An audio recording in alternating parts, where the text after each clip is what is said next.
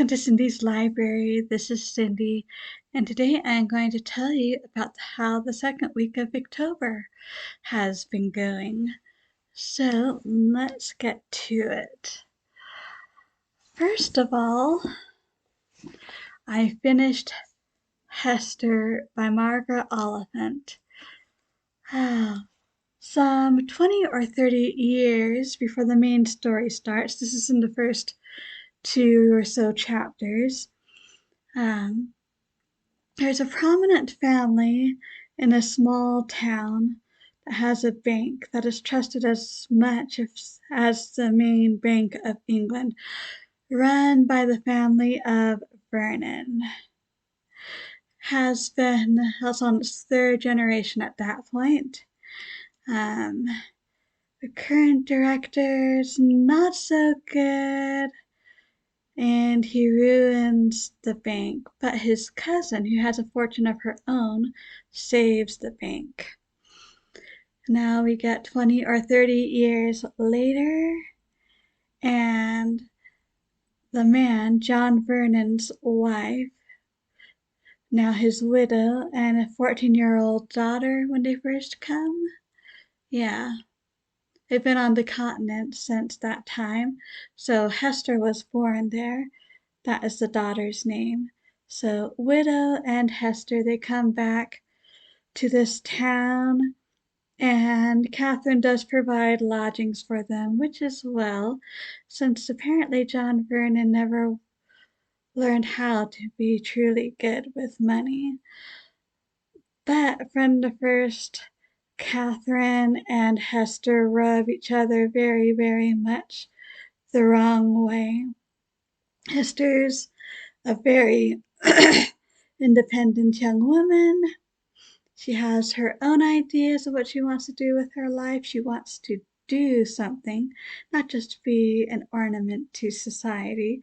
She's not even convinced about marriage.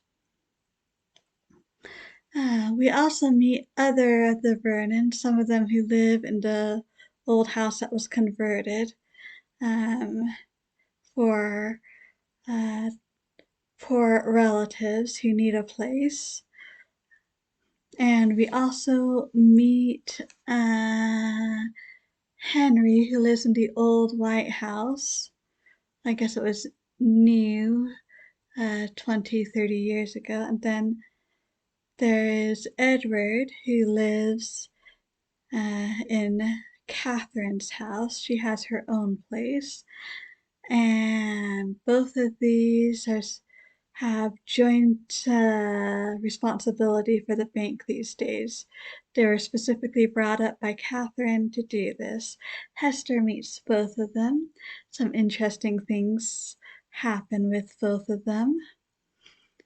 And then 5 years later, Hester's 19. Events help bring her out from the world, which in many ways is a good thing, since her society was extremely limited beforehand. She's still just as independent and stubborn and opinionated as before, which has not endeared her more to Catherine over the years. And things go on from there. Hester and Catherine are two very interesting characters. Part of the reason they dislike each other so much is because they see a little bit too much of each other in each other. Catherine's a very unusual woman for the time, not only propping up the bank, but taking direct charge over it when her cousin left. And that is the one thing about Catherine that Hester does admire, that she had an opportunity to act, and she did act, and she wants the same opportunity. Oh, this has a tragic but good ending, I would say. One of the sad things about it is Catherine really does spend her life outside of the bank helping others. I mean, she set up a place for poor relations The two young men, Henry and Edward, who she chose, their prospects would have been quite small without her. She does all these charitable good deeds, and no one appreciates her. So underneath everything, Catherine really does have a good and tender heart, but to protect it, she has taught herself to laugh at the world, to laugh at everyone, and find all of these relations who are so bitter about having to accept her charity, at how ridiculous they all are. Which Hester herself sees and hates, and it's hard for her not to fall into some of those same habits. So that is Hester. See, I also read the next quarter of The Way We Live Now, about halfway through. Keep the steady pace, we're going to make it. This really does center on Melmont. He affects so many people. Melmont, no one knows where he came from or how he got his money, if it was even honest, but he's so rich.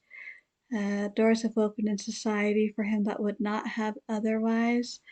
I mean, at this point in the middle, we are almost to this huge dinner he's supposed to give to the Emperor of China, I believe. He was asked to do it, being one of the few people rich enough to do it, outside of royalty, and they wanted the Emperor of China to see more than the royalty and everything. So we have a number of love stories that currently are not going well. Some of them you want to go well, some of them you do not want to go well. We have foolish young men of several stripes. One in particular, I just don't know what we are going to do with him. We have young ladies desperate to have a chance to get married. We have all sorts of classes. We have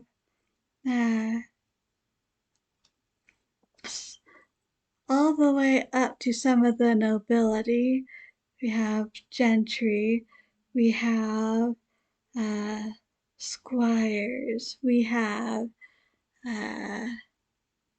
some poor, more middle class people.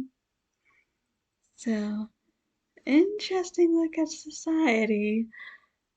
A lot centered on economics, with Mr. Melmont and his business interests being very much a main focus, along with the Mexican railway that's supposed to build a railway from Salt Lake City down to Mexico City.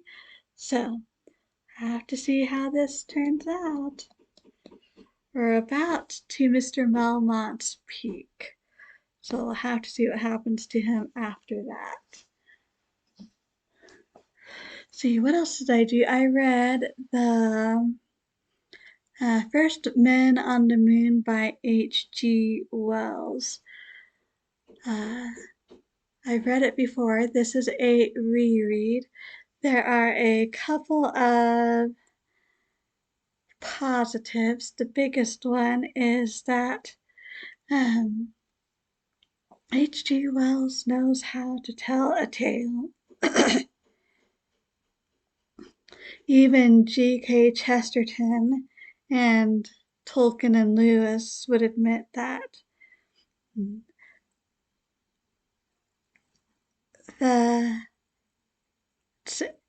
He makes the moon extremely, extremely interesting. he makes characters that I think we are meant to critique.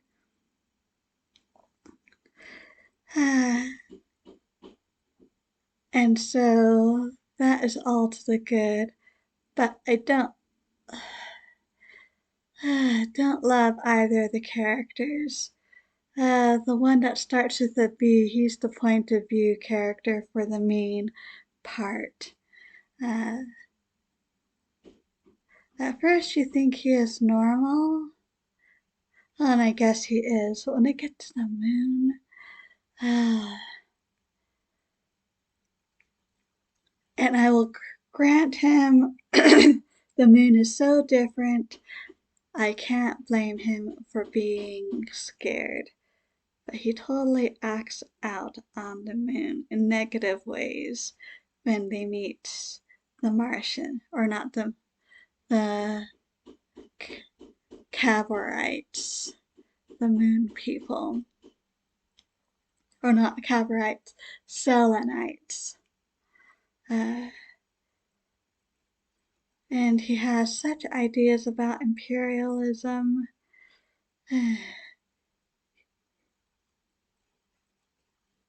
And then one of his actions in particular, when he gets back, in all fairness, it's hard to see what else he could do in some ways, but I know it would give him complications to say things. I still think he should have said something. And then our other guy, he is the scientist, the absent-minded scientist. So in that way, Cavour, yeah. So in that way, Mr. B, he is a good companion for him. Practical, common sense, business sense.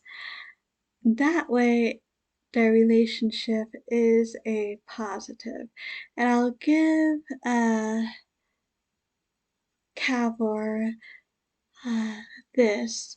He loves knowledge for its own sake. He just wants to find out. He wants to make connections.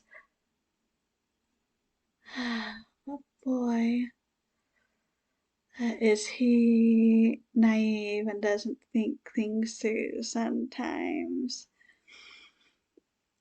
And it's interesting, the interesting thing about this is that for the last eighth of the book or so, the perspective is from Cavour. So, very, very fast, interesting read. I read that for a book group, although technically it counts for Victober, I think, even though it wasn't on my list, since it was published in 1901, the year of Queen Victoria's death. But read that because also working on Out of the Silent Planet, which is C.S. Lewis's response to The Man in the Moon by H.G. Wells. So another interstellar voyage, this time to a planet that in the native tongue is called Malcondria. We have the scientist again and the businessman, but we get a philologist added into the mix, which helps Lewis makes his own critiques. So, very much enjoying this. Let's see. I'm over halfway through The Picture of Dorian Gray, which I'm reading for another group, which wasn't on my list, but also counts for Victober. I think it was written in 1888-ish or something like that by Orson Wilde. I believe that's his only novel. Features the title character Dorian Gray. We meet him when he's having his portrait made by a painter because Well, to put it frankly, Dorian Gray is absolutely gorgeous. And is this the last day of his sitting? It might be when he meets um, another young man, a friend of the artist, Henry, I believe, who it's hard to tell uh, how much of he believes in his own philosophy, because he says a very hedonistic, materialistic philosophy, but his actions may or may not quite match up. But he has great influence on Dorian Gray. The other thing was with the completion of the portrait. Dorian Gray loves it, but then is distressed at the thought of aging and not looking like that, and makes a wish that the portrait could age and he would stay the same, which things go on from there. And finally, I managed to get a few more chapters in Bleak House.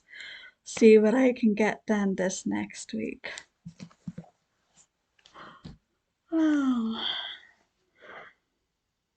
we still have the wards of jaundice and jaundice, and we're seeing what's happening to them since they are now of age and are starting to make decisions. So, we shall see. Anyway, that is what I've read for my second week of Victober. How has your uh, reading been going? Especially if you're doing Victober. I'd love to hear what you're doing. Thank you so much for stopping by. I truly do appreciate it. So until next time, I hope we all stay safe and healthy. And as always, happy reading.